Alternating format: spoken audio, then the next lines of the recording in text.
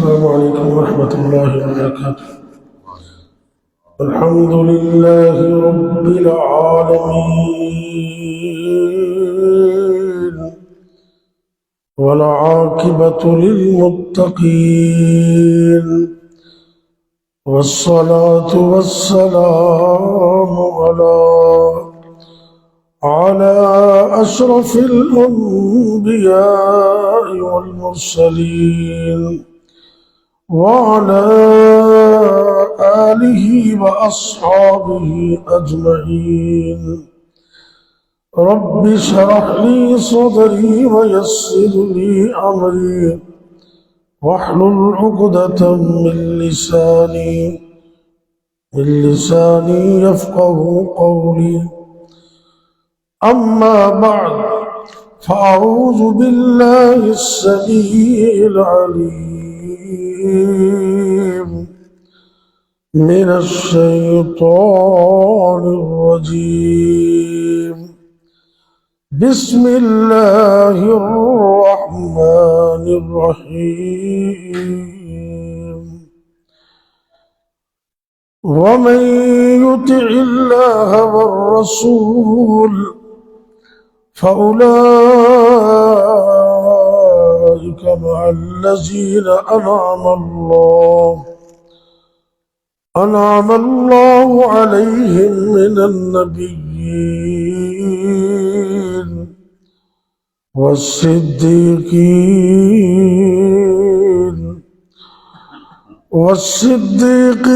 والشهداء والصالحين وحسن أولئك رفيقا.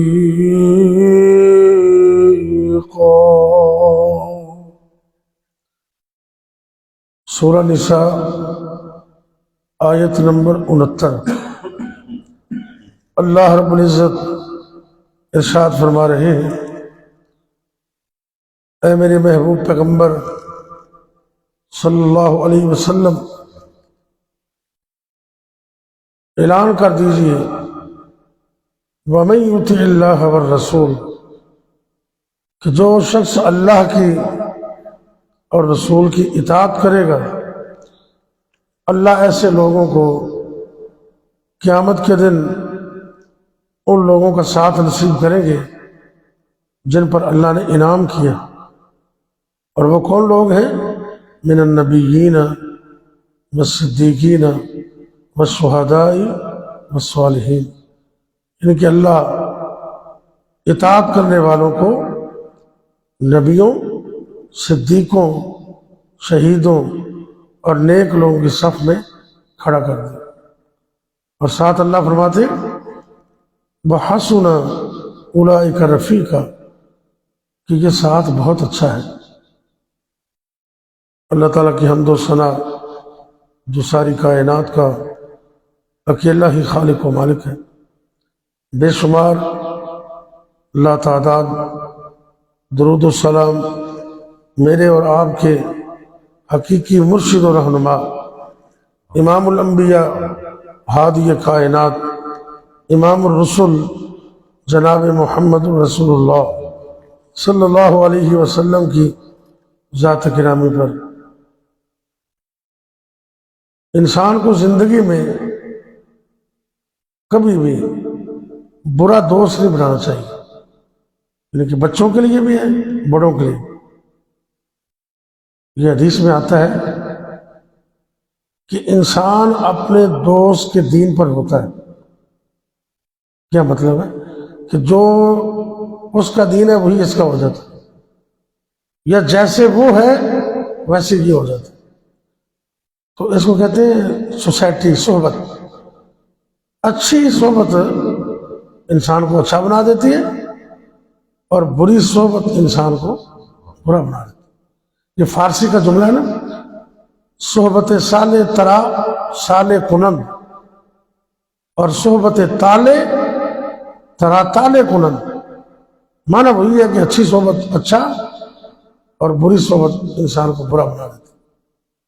اور میں قربان جاؤں، رسول اللہ صلی اللہ علیہ وسلم نے اس کی مثال صحیح مسلم کے اندر اس طرح ارشاد فرمائی کہ اچھی صحبت کی مثال ایک عطر فروش کی طرح، خوشبو بیچنے والا.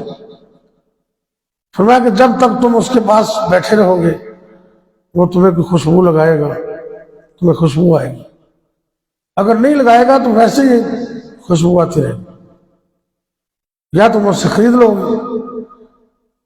لیکن جو بری صحبت ہے اس کی مثال لوہار کی بھٹی کی طرح. گرمیوں کا موسم ہو اور اس نے بھٹی میں آگ جلائی ہو تو آپ اس کے پاس بیٹھ جائیں تو کچھ چنگاری آئے گی اور کپڑوں کو سوراخ کر دے گی.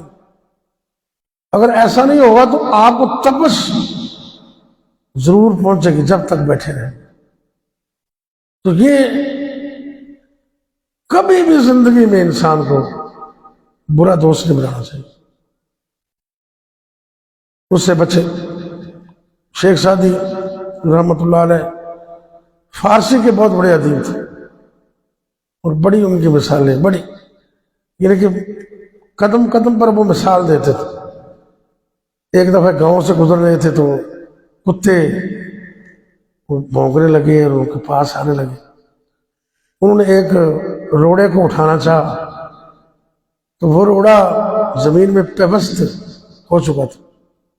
بڑی کوشش کی لیکن وہ نہیں نکلا.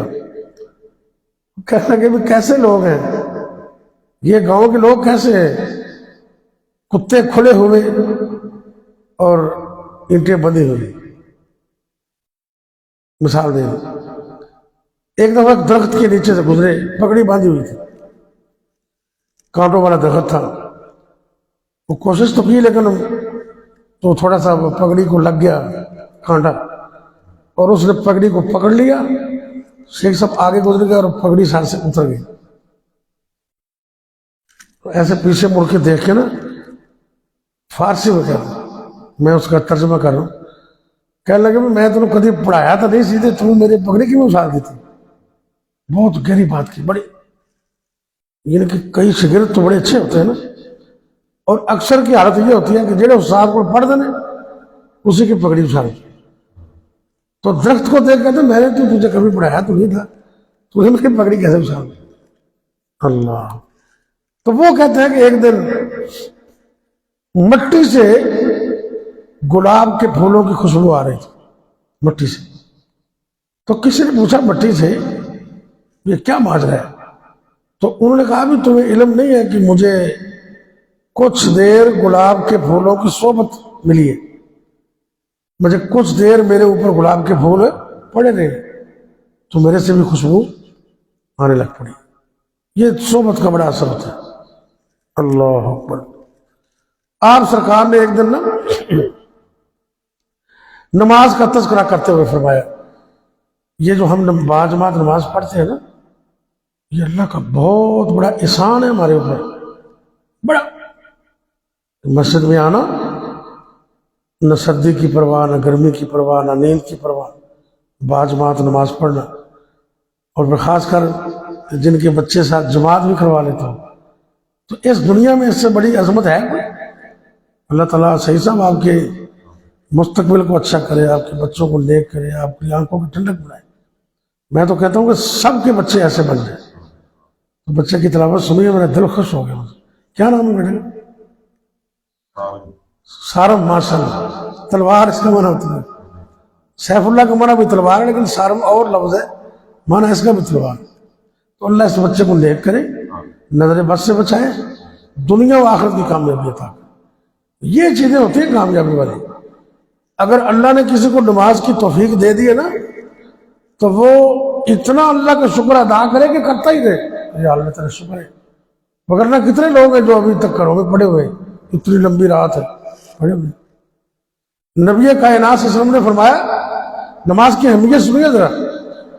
آپ سرکار فرماتے ہیں من حافظ علیہا، اے میری امت کے لوگوں، جو بھی بندہ تم میں سے نماز کی حفاظت کرتا ہے. کیا مطلب ہے حفاظت کا؟ نماز کو پانچوں وقت ادا کرتا ہے، 5 نمازیں پوری ادا کرتا ہے، 5 نمازیں باجماعت ادا کرتا ہے، پانچوں نمازیں سنت کے مطابق پڑھتا ہے، نماز کی حفاظت کرنے والا، آپ فرماتے ہیں قیامت کے دن یہ نماز کانت لہو نورن و برہانن و نجات یوم القیامہ، یہ نماز، اس نماز پڑھنے والے کے لیے قیامت کے دن اندھیروں میں روشنی بن جائے گی، اللہ کے سامنے دلیل بن جائے گی، اور یہ نماز اس کے لیے نجات کا سبب بن جائے گی۔ آپ فرماتے ہیں جس نے نماز کی حفاظت نہیں کی اس لیے نہ نور ہوگا، نہ نجات ہوگی، نہ دلیل ہوگی۔ اگلی بات سنیے ذرا، آپ نے فرمایا کہ یہ اتنا بد نصیب بندہ ہے جو نماز کی حفاظت نہیں کرتا، قیامت کا دن ہوگا ما قارون و فرعون و حامان و ابی بن خلف، نبی کریم صلی اللہ علیہ وسلم نے 4 بڑے کافروں کے نام لیے، بڑے بڑے، کہ قیامت کے دن یہ بد نصیب بندہ جو نماز کی حفاظت نہیں کرتا تھا، قیامت کے دن یہ قارون، فرعون، حامان اور ابی بن خلف جیسے کافروں کی صف میں کھڑا ہوگا۔ ان کی یہ تعلق کی بات ہے، کچھ بد نصیب کافروں کی صف میں ہوں گے اور کئی خوش نصیب قیامت کے دن نبیوں کے صف میں، نبیوں کے ساتھ۔ آپ نے اپنے صحابی حضرت معاذ بن جبل قید رضی اللہ تعالیٰ ان کو یمن کی طرف نا مبلغ بنا کے بھیجا، تو میرے نبی ان کو سی آف کرنے کے، الوداع کرنے کی، کتنی عظمت ہے کہ کائنات کا نبی اپنے صحابی کو الوداع کرنے جا باہر گئے، تو ساتھ وصیت کی اور بھی باتیں کی۔ ایک بات یہ بھی کی، اے معاذ اس بات کو یاد رکھنا قیامت کے دن ان اول الناس بی المتقون، قیامت کے دن میرے سب سے قریب وہ ہوگا جو اللہ سے ڈرنے والا ہو، اللہ سے ڈرنا۔ اب تقویٰ کیا ہے؟ ہر گناہ کو چھوڑنا اور ہر نیکی کو اختیار کرنا اور گناہوں سے بچتے ہوئے زندگی گزارنا، یہ تقویٰ ہے۔ ایک صحابی نے دوسرے سے پوچھا تقویٰ کی چیز، انہوں نے کہا کہ آپ کبھی خاردار جھاڑیوں کے اندر سے کبھی گزرے، چھوٹی سی ڈنڈی ہو اور ادھر بھی خاردار درخت ہوں اور ادھر بھی، اس کا کئی بار جنگلوں سے گزرنے کا اتفاق ہوا ہے۔ تو پوچھا بھی کیسے گزرتے ہو؟ تو انہوں نے کہا جی ایسے ایسے گزر جاتے ہیں، ان کے اپنے آپ کو بچا کے۔ فرمایا یہی تقویٰ ہے، گناہوں سے بچتے ہوئے زندگی گزارو، یہ تقویٰ ہے۔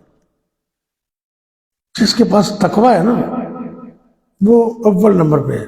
قرآن میں بھی اللہ فرماتے کہ یہ ذاتیں اور یہ قبیلے اور یہ کاسٹ یہ تو تعارف کے لیے ہے، لیکن اصل بات کیا ہے؟ ان اکرمکم عند اللہ اتقاکم، اللہ کے نزدیک بھی قیامت کے دن سب سے عزت والا وہ ہوگا جو سب سے زیادہ تقوی والا ہوگا۔ ایک تو اللہ سے دعا کریں کہ اللہ ہمیں تقوی نصیب کر لے۔ آج کل لوگ برائی کرتے ہیں، وہ کنڈی لگا کے نا اب کوئی دیکھ نہیں رہا، یہ تقویٰ تو نہیں ہے۔ تقویٰ یہ ہے کہ اللہ یہاں بھی دیکھ رہا ہے۔ آپ کو وہ طریقہ واقعہ یاد ہوگا، اللہ سیدنا حضرت عمر فاروق رضی اللہ تعالیٰ، اللہ تعالیٰ ہمیں اس طرح کا کوئی حکمران دے دینا۔ آج ضرورت ہے بڑی امت مسلمہ کو، آج ہم اتنی تعداد میں ہونے کے باوجود ذلیل ہیں، خوار ہیں، پریشان ہیں، ہمارے اندر اتفاق نہیں، اتحاد نہیں۔ اور فلسطین کی صورتحال آپ کے سامنے، عرصہ ہو گیا ہے میں اپنے ہر درس کے اندر، ہر جمعے کے اندر دعا بھی کرواتا ہوں، یہ رونا بھی روتا ہوں کہ اللہ تو مسلمانوں کو ایک کر دے، نیک کر دے، متفق کر دے، اللہ ان میں غیرت پیدا کر دے، اتنی بڑی تعداد ہونے کے باوجود۔ اور ایک وہ حکمران تھے جن کا نام سن کر اس وقت کی سپر طاقتیں کام جایا کرتی تھی اپنے محلوں کے اندر۔ عمر کا نام سن کے کام جاتے تھے لوگ رضی اللہ تعالیٰ۔ آپ سرکار نے فرمایا ایک دفعہ گزرے تو بچیاں بھاگ گئی، تخت بجا رہی تھی، رو بڑا تھا۔ آپ نے کہا عمر یہ تو چھوٹی چھوٹی بچیاں ہیں، تیرا تو روب اللہ نے اتنا بنایا ہے، تو جس رستے سے گزرتا ہے اس رستے سے شیطان بھی بھاگ جاتا ہے، شیطان بھی وہ رستہ چھوڑ دیتا ہے۔ وہ عمر اور اتنی فکر، 24 لاکھ مربع میل کا حکمران،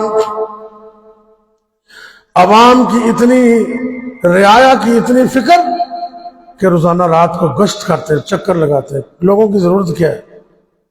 اور ان کا ایک تصور تھا کہ فرات کے کنارے ایک کتا بھی بھوکا مر گیا تو عمر سے پوچھا جائے، یہاں تو بندے مر رہے ہیں، ہمارے ملک کی کیا سوچا ہے، بندے مر رہے ہیں، گاجر مولی کی طرح کاٹا جا رہا ہے، اور حکمرانوں کو کوئی فکر نہیں ہے۔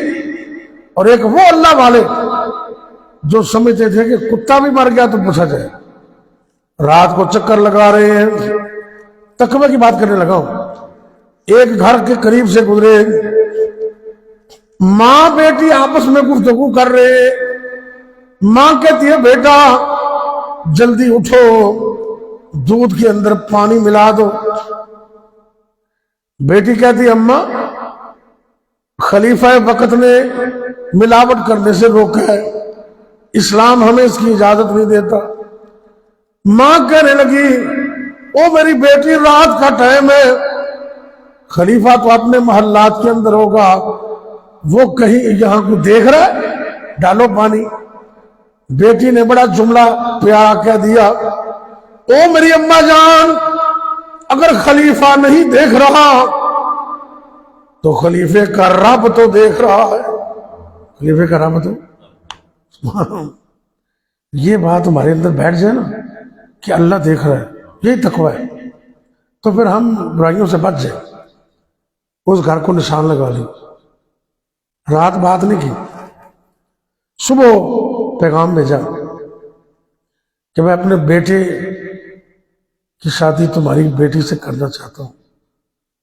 وہ حیران ہو گیا کہ تم خلیفہ وقت، ہم غریب غربا لوگ، ہمارا تو جوڑ نہیں ہے۔ نہیں، رات میں نے وہ ساری گفتگو سنی ہے، تمہاری بیٹی کے اندر اتنا تقوی ہے، اور ایسا جملہ اس نے کہا ہے، میں تو اس جملے میں قربان جا رہا ہوں کہ خلیفہ نہیں تو خلیفے کا رب تو دیکھ رہا ہے۔